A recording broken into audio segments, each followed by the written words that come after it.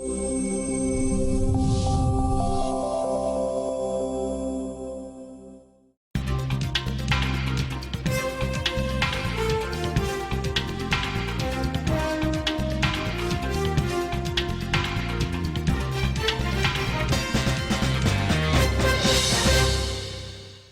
com muita satisfação que estamos começando aqui pela TV Unifev, canal 55 UHF, Votuporanga, São Paulo, o programa Empreender Tecnologias. E é uma grande alegria sempre trazer para vocês novos temas, aqueles temas que nos levam às fronteiras do conhecimento humano. E para conversar conosco hoje aqui nos estúdios da TV Unifev, direto do Labim, nós temos a presença do geólogo Luiz Gustavo Galo Vilela. Ele, que é formado pela Universidade de São Paulo, a USP, é auditor ambiental e atualmente gestor ambiental da SAEV. Seja bem-vindo, Gustavo. Primeira vez que você participa do programa, mas a gente já tem procurado trazê-lo muitas outras vezes. E o tema de hoje, nós vamos estar falando aí um pouquinho sobre essa questão de gestão ambiental e especificamente olhando a questão dos resíduos sólidos, do abastecimento de água e outros que é do seu domínio como geólogo, né? Mas seja bem-vindo, agradecemos muito a sua presença. Ô Gustavo, muita gente imagina que os recursos hídricos superficiais e subterrâneos, eles são inesgotáveis, não vai acabar nunca, vamos usar, né? Quais ações desenvolvidas por parte das autoridades governamentais para regrar e normatizar o uso desses recursos? Bom, prazer estar aqui, Ramon, no programa, né? Sou um telespectador do programa e sempre a gente não deu certo antes, mas estamos aqui para conversar e com todos os ouvintes aí especiais da TV Unifev. Bom, você vê que a pauta ambiental ela está totalmente aquecida, né? Com certeza. Desde a crise hídrica aí que se abateu principalmente no estado de São Paulo, mas no Brasil como um todo, a questão de aquecimento global. Você vê que na reeleição do governo era uma das coisas mais discutidas. A gente chama de efeito Marina Silva, né? Aqueles 20 milhões de votos que ela teve de novo. Então, acidentes, infelizmente, que aconteceram. Então, a pauta ambiental ela está muito mais profissional hoje e realmente em discussão, em todas as esferas, né? Então, a sua pergunta fala justamente dessa questão hídrica, que para nós é o que nos afeta diretamente, e ela demorou muito a ser encarada com a responsabilidade que deveria ser. Eu falo de maneira geral. Com certeza. Não na nossa cidade, que depois nós vamos comentar. Mas você vê, no Brasil, por exemplo, demorou-se muito a criar a ANA, que é a Agência Nacional de Águas. Sim. Essa agência foi criada recentemente, né? Não faz muito tempo que a gente tem isso. E então, a própria legislação que havia na questão hídrica e a permissividade, né, de muita coisa com os corpos da água, né, a questão de esgoto, né? Você vê, no Brasil, infelizmente, só 30% das cidades tratam totalmente seu esgoto, que é o caso de Votuporanga, não jogam diretamente nos corpos da água, então 70% ainda o fazem, quer dizer, isso aí prejudica muitos recursos hídricos de maneira, né, direta. Mas agora a gente vê uma mudança muito radical, drástica, porque a coisa aconteceu, estamos sofrendo, né?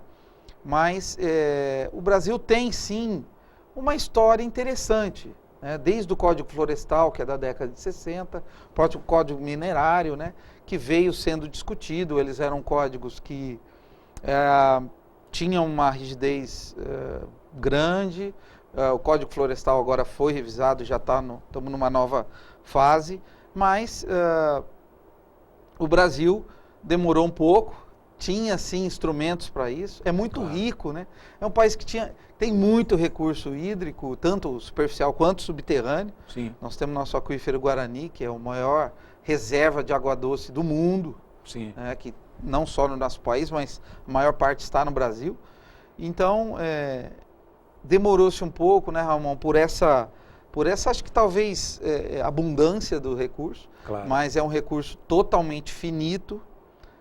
A água, ela para ser consumida, ela tem sim um fim, né? Então o Brasil vai ter que realmente agora, e já está, né, mediante tudo que tem acontecido, revisar todos as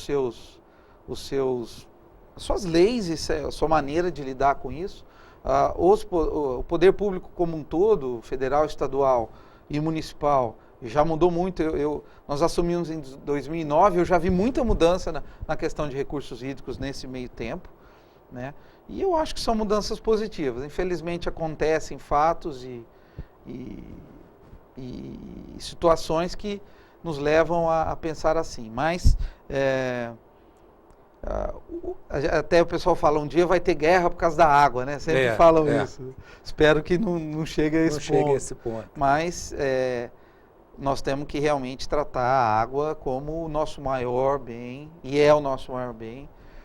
A água é totalmente vida, né? Isso aí é um chavão, mas...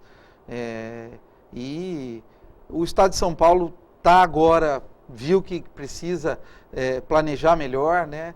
Em Votuporanga o planejamento foi grande, depois nós vamos comentar, mas na hora a gente vê o resultado. Então, bacana. É muito importante e acho que o poder público está agora consciente disso. É verdade. As atividades extrativistas e industriais representam risco de acidente e contaminação, como a que vimos e você mencionou lá na barragem de São Marcos, em Mariana, Minas Gerais? A gente representam, né? Acho que a gente tem que... quando a atividade extrativista, que é uma atividade industrial, como você até mencionou, Ramon, ela atua diretamente no recurso natural. Você explora e extrai diretamente um recurso natural. Até a extração de água subterrânea também é até uma atividade minerária. A água mineral é um minério, né? Parece uma redundância, mas... Então, toda essa ação de você retirar, seja subterrâneo, seja até a céu aberto, um bem natural, um recurso natural, ele já afeta diretamente todo o ecossistema que você está mexendo. Então, os impactos ambientais já do processo são muito grandes da própria extração, né? O controle, então, tem que ser muito bem feito nesse começo, porque você vai, sim, afetar ali um entorno todo que você... dependendo das jazidas aí, que são enormes, né? Uhum. Desde uma extração menor até uma maior, você vai ter alteração. Você vai ter alteração nos recursos hídricos, na fauna, na flora. São os impactos, né? Maiores ou menores. Agora, realmente, é um processo industrial, depois entra num processo industrial, que você tem que ter todos os cuidados, e a gente acabou de ver. A Samarco é uma empresa... eu fiquei muito surpreso com isso, sinceramente. Conheço a Samarco de muito tempo. Aliás, quase trabalhei na Samarco, por pouco, quando eu era estudante, fiz um processo de seleção lá, mas aí acabei não entrando. Poderia estar lá, né? Claro. Não sei. Mas é uma empresa que sempre teve um excelente nome, mas você vê que as coisas acontecem e você não pode descuidar de nenhum momento daquela linha de produção. Sim. Então, você extraiu o minério, aquele rejeito, que é aquela coisa que eles não usam para nada, pelo menos a Samarco, ficou ali estocada, houve um descuido e as consequências, não preciso nem falar, né? Gravíssimas. Então, é uma atividade já inerente de impacto ambiental, mas coisas que, algumas são que você só remedia ali e você tenta compensar. Claro. As outras são já de fatos inesperados ou que não houve um cuidado. Aí o prejuízo é gigantesco e vai ser muito grande ainda, falando aí da Samarco, né? Mas foi o exemplo que nós estamos agora. Mas eu acredito que na extração de minérios, existe outra destinação para os resíduos que não seja a construção de barragens? Claro, sim. A gente falar minério como um todo, eu lembro que eu fui visitar uma mina, um caso interessante, uma mina de ouro, ainda era estudante em Paracatu, Minas Gerais, e eles tiravam uma porcentagem mínima de 1 tonelada de rocha, quer dizer, para eles aquela rocha toda era o estéreo, o rejeito, né? E tirava lá 1 graminha de ouro daquele montante, né? E você vê, isso é rejeito para aquela mineração, e pode ser uma matéria-prima E eu vejo já algumas mineradoras usando e reutilizando ou passando a outras indústrias, a outras atividades para reusar aquilo, né? Como brita, como material para construção civil, como tijolos e telhas, né? Eu, especificamente na questão da Samarco, eu não sei como que poderia utilizar aquilo tudo. Mas você vê o volume que é, né? Sem e dúvida. Os acidentes, voltando um pouquinho, esse da Samarco foi o maior, mas houve vários antes. Sim. Em Minas Gerais já houve vários acidentes. Então, tem que se repensar totalmente isso. E nós estamos numa fase no Brasil de realmente incentivar reuso, reciclagem, né? Novas leis e tudo. Isso tem que passar na mineração também. E pensar que aquilo tudo pode ser uma matéria-prima realmente.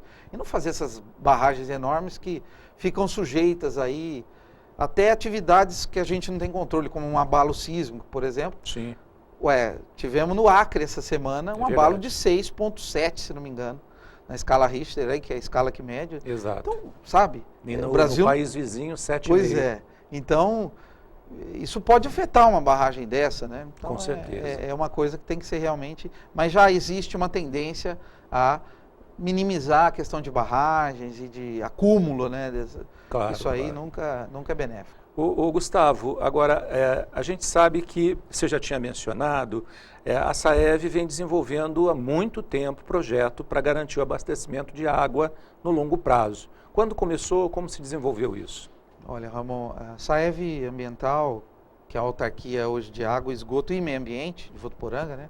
A partir de 2009 ela passou a ser também ambiental, mas há 45 anos ela vem aí trabalhando a questão de água e esgoto, né? Eu, quando comecei lá na SAEV em 2009, eu fiquei bastante surpreso, um lado positivo, de como houve planejamento na questão aí específica mais da água, nesse tempo todo, né? Sim. Eu vi a preocupação com relação ao abastecimento, ao tratamento de água, a qualidade e quantidade de água. E quando nós assumimos em 2009... eu lembro que houve uma das primeiras reuniões com o prefeito, ele falou, vamos desassorear a represa, né? E aí, quer dizer, vamos conversando sobre isso. Eu falei, olha, prefeito, vamos...